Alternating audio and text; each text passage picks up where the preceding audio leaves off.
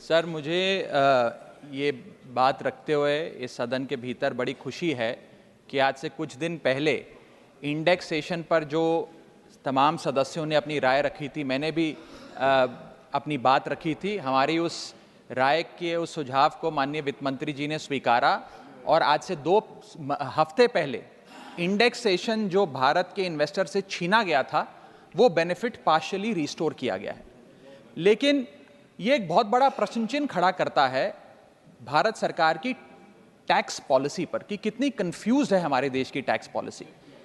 23 जुलाई 2024 को आप कहते हैं कि हम भारत के इन्वेस्टर से इंडेक्सेशन वापस ले रहे हैं और ठीक 2 हफ्ते बाद 6 अगस्त को कहते हैं नहीं वापस नहीं ले रहे हैं, इनको वापस पहुंचा रहे हैं। ये दिखाता है कि जब आप बिना सोचे समझे या किसी अर्थशास्त्री की राय पर नहीं, जिन लोगों को अर्थशास्त्र के बारे में जानकारी नहीं है, उनकी राय पे अगर बजट बनाएंगे तो इसी प्रकार के फ्लिप फ्लॉप्स देखने को मिलेंगे। सर, मैं बताना चाहता हूं कि इंडेक्सेशन को भारत के निवेशक से छीनना उसकी कमर तोड़ने जैसा है। जैसा कि मैंने पहले भी बात रखी थी कि इंडेक्सेशन को फुल्ली रिस्टोर करने की जरूरत है, लेकिन अभी भी कल जो अमेंडमेंट फाइनेंस बिल में लाया गया है वित्त मंत्रालय द्वारा, उसमें भी इंडेक्सेशन पार्शियली रिस्टोर किया गया है, फुल्ली रिस्टोर नहीं किया गया। उसमें भी एक पेच है और पेच ये है कि तमाम एसेट क्लासेस पे इंडेक्सेशन नहीं रिस्टोर किया जा रहा, मात्र इमूवेबल प्रॉपर्टी यानी कि लैंड और बिल्डिंग पे रिस्टोर किया जा रहा है।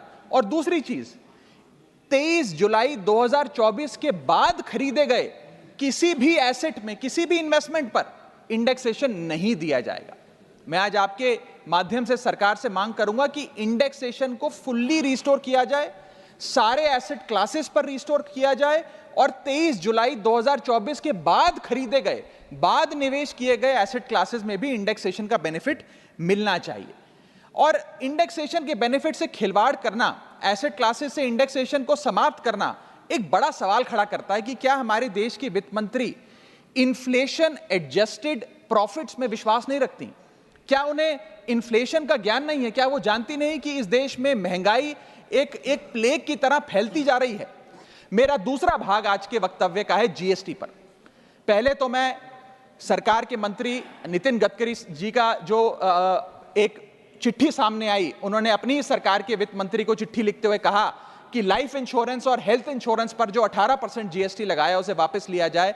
मैं उनकी इस मांग का समर्थन करता हूं और सरकार से मांग करता हूं कि हेल्थ और लाइफ इंश्योरेंस पर कम से कम हम जीएसटी ना लगाएं। ये कोई लग्जरी गुड या लग्जरी प्रोडक्ट नहीं है। और मुझे ये बताते हुए खुशी है सर कि parliamentary standing committee on finance की आज से 6 महीने पहले रिपोर्ट आई थी, जिसका हिस्सा मैं भी था। मैं भी parliamentary standing committee on finance का सदस्य हूं, जिस समिति ने अपने पैरा नंबर 2.10 में साफ तौर पे सरकार से अनुरोध किया कि हेल्थ इंश्योरेंस और लाइफ इंश्योरेंस पर जीएसटी कम किया जाए, समाप्त किया जाए, ना लगाया जाए।